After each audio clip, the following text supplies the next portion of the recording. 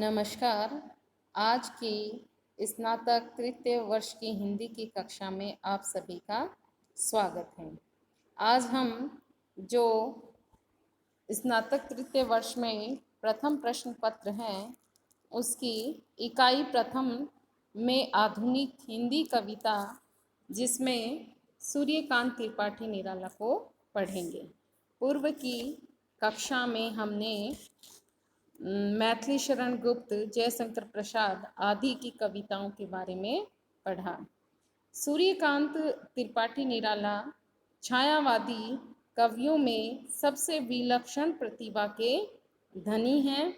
निराला जी एक युगांतकारी कवि हैं जिनकी कविता तत्कालीन समाज में जी रहे मानव की पीड़ा, परवशता एवं स्वतंत्रता के प्रति तीव्र आक्रोश की, अन्याय तथा असमानता के प्रति गहरे विद्रोह की एवं विपरीत तथा विषम जीवन स्थितियों के प्रति संघर्ष करने की गूंज दिखाई देती हैं।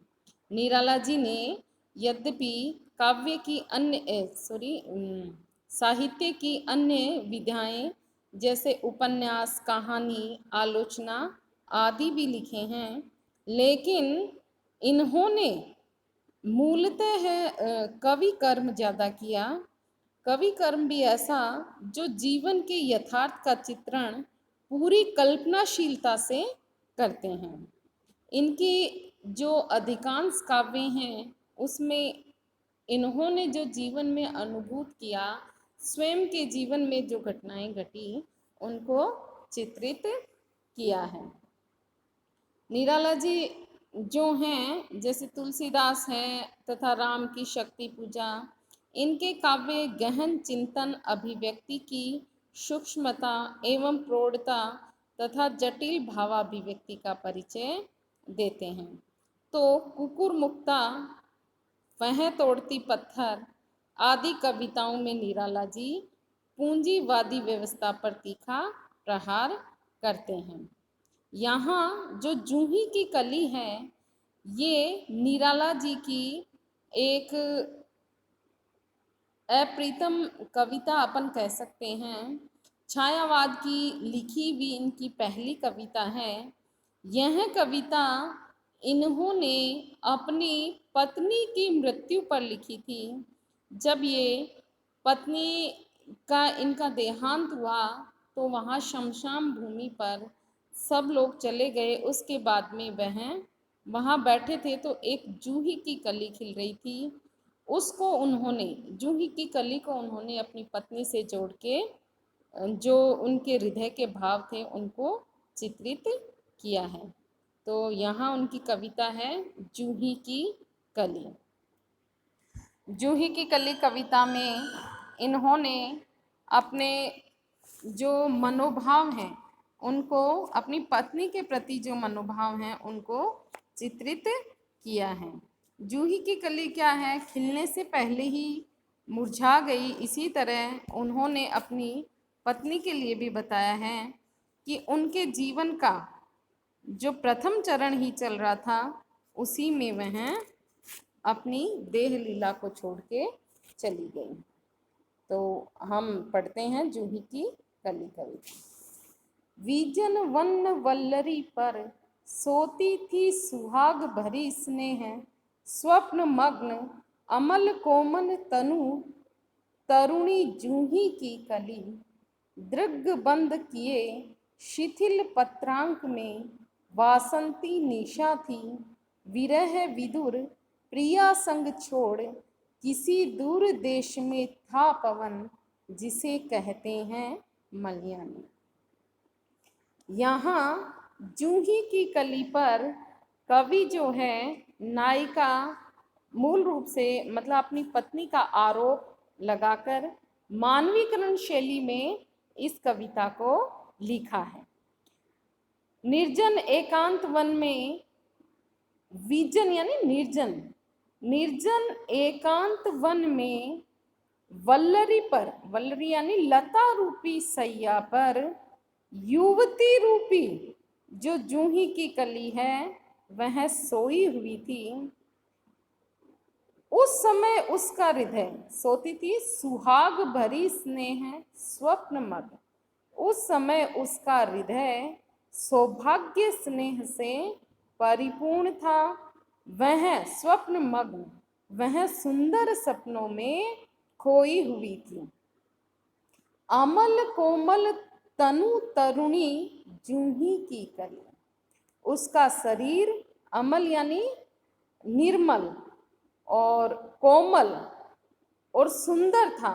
वह शरीर से कैसी थी? तनु तरुणी, शरीर से वह तरुणी जैसी थी। कौन?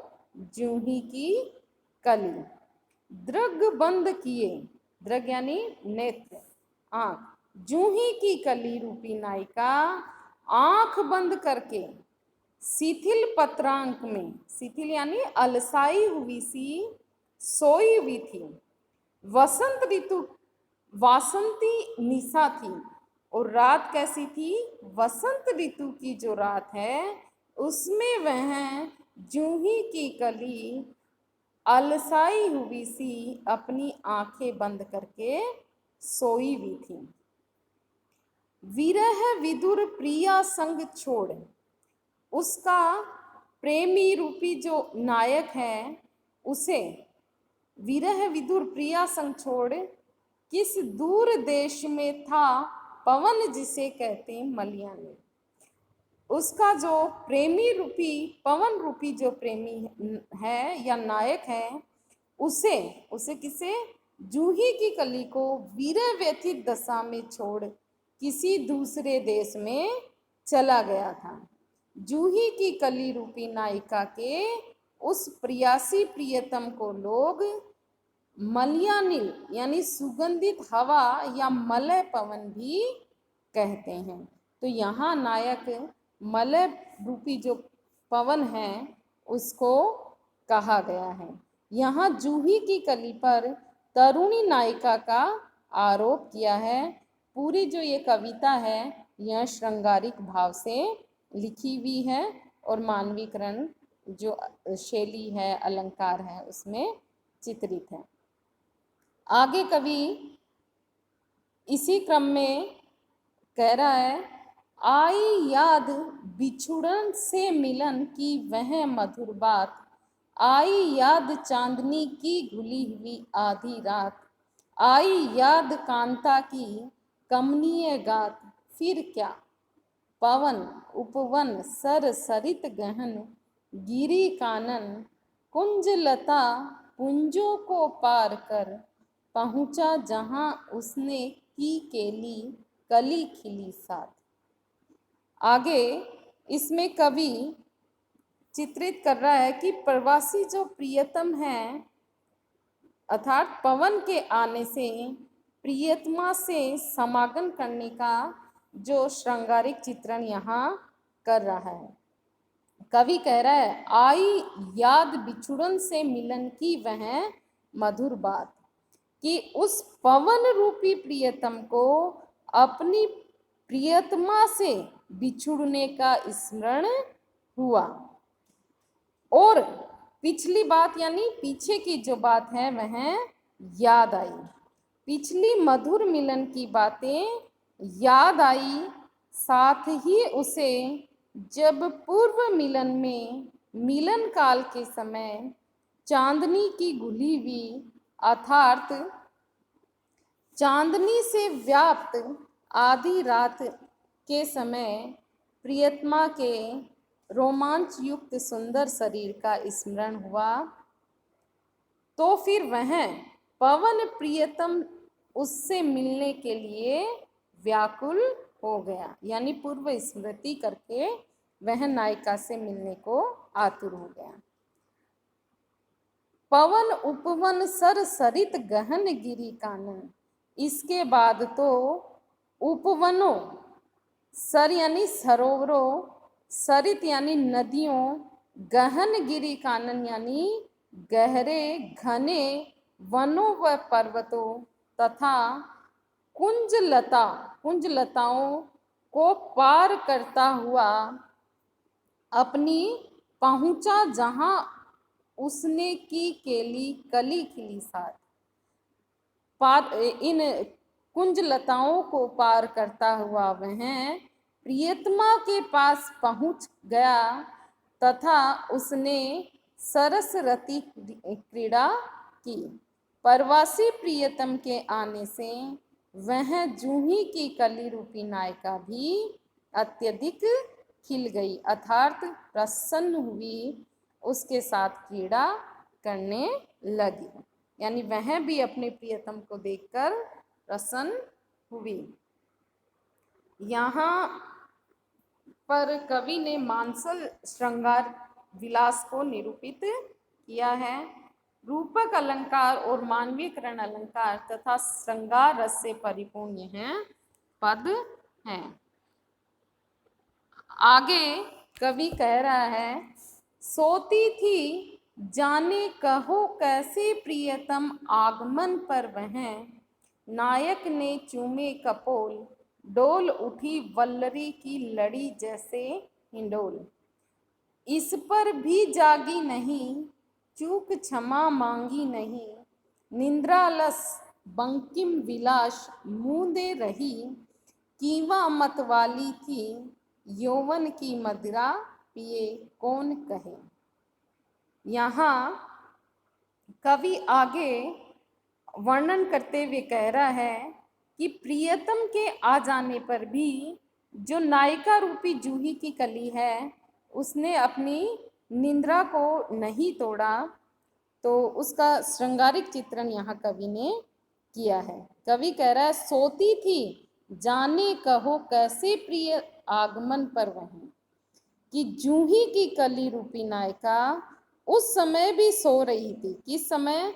जिस समय पवन रूपी जो प्रियतम आ गए, इस कारण उसे पवन प्रियतम के आगमन का पता नहीं चला। तब नायक ने चूमे कपोल, तब नायक पवन ने उसके कपोल चूमे, इससे वह बेल हिंडोलों की तरह हिलने डुलने लगी। फिर भी उस नायिका का निंद्रा भंग नहीं हुआ, वह जागी नहीं और उसने प्रियतम का उचित स्वागत भी नहीं किया। अपने इस अपराध या अपेक्षित व्यवहार के लिए उसे क्षमा याचना भी नहीं की। उस समय नींद के अलसाए बंकिम, निंद्रालस बंकिम विशाल नेत्र मूंदी रही। उस समय भी वह नींद से अलसाए हुए बंकिम विशाल नेत्र नहीं खोले और चुप पड़ी रही। कीवा मतवाली थी यौवन की मदिरा पिए कौन कहे। कवि सोच रहा है कि उस समय क्या वह प्रियतमा सो रही थी, कीवा यानी अथवा यौवन रूपी मदिरा के नशे में मस्त होके निंद्रा का स्वांग या दिखावा कर रही थी। यानी कवि यहाँ संदेह कर रहा है कि या तो वह नींद का दिखावा कर रही थी या वह जो है यौवन रूपी मदिरा के नशे में सो रही थी। तो यहाँ कीवा जो शब्द आने से संदेह अलंकार है। कवि संदेह कर रहा है कि नायिका क्या कर रही थी। इस रहस्य को कोई नहीं जान सकता। यहाँ पर कवि ने श्रृंगारिक चित्रण किया है। आगे है, निर्दय उस नायक ने निपट निठुराई की झोंकों की झड़ियों से सुंदर सुकुमार देह सारी जजकोर डाली, मसल दिए गोरे कपोल गोल, चौंक पड़ी युवती चकित चितवन निज चारों ओर फेर, हेर प्यारे को सेज पास नम्र मुख हंसी खिली, खेल रंग प्यारे संग। यहाँ कवि आगे पवन रूपी नायक ने आकर नायिका के साथ श्रृंगार चेष्टा एवं रति क्रीड़ा करने का मानसल चित्रण किया है। कवि वर्णन करते हुए कह रहा है कि निर्दयी उस नायक ने वसंत निपट निठुराई की झोंकों की झड़ियों से सुंदर सुकुमार देह सारी झकझोर डाली। कवि कह रहा है कि वसंत काल की आधी रात में जूही की कली रूपी नायिका सोई हुई थी, तभी पवन रूपी नायक उसके पास आया और उसे बड़ी निर्दयता से श्रृंगार विलास प्रारंभ कर दिया। उसने लगातार झोंकों की झड़िया से नायिका की कोमल देह को झकझोर दिया, अर्थात नायिका को अपने गाढ़ालिंगन में लेकर बड़ी निर्दयता के साथ रति क्रीड़ा जो है कि उसने मसल दिए गोरे कपोल गोल चौक पड़ी युवती। उसने जो निर्दयता से है नायिका के गोरे कपोल मसल दिए, इससे प्रियतमा की नींद टूट गई और वह जाग गई और चौंक कर अपने चारों ओर अलसाई हुई आंखों से देखने लगी। हेर प्यारे को सेज पास नम्र मुख हंसी खिली खेल रंग प्यारे संग। जब उसने देखा कि प्रियतम उसकी सैया के पास आकर श्रृंगार विलास के लिए जगा रहा है, तो वह लज्जा एवं प्रसन्नता से मुख नीचे करके खिलखिलाकर हंस पड़ी और प्रियतम के साथ रति क्रीड़ा में संलग्न हो गई। तो इस तरह कवि ने जूही की कली जो कविता है उस पर युवती नायिका का जो है चित्रण किया है और रूप दिया है, और पवन पर जो है नायक का रूप आरोपित किया है। पूरी कविता जो है वह रूपक और मानवीयकरण अलंकार से युक्त है। जगह जगह सरस शब्दावली भी है। यहाँ यह पूरी कविता श्रृंगारिक हाव भाव से युक्त है तथा मानसल प्रेम और रति क्रीड़ा आदि होने के कारण ही इस कविता को आचार्य महावीर प्रसाद द्विवेदी जी ने जो क्या बोलते हैं सरस्वती पत्रिका में प्रकाशित करने से रोक दिया। बाद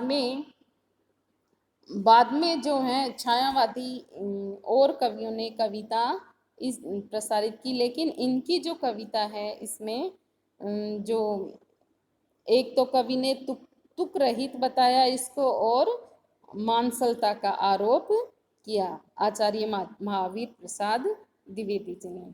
ये जो जूही की कली कविता है इसमें इन्होंने जूही जो है जूही की कली उनको अपनी पत्नी की याद दिला रही थी।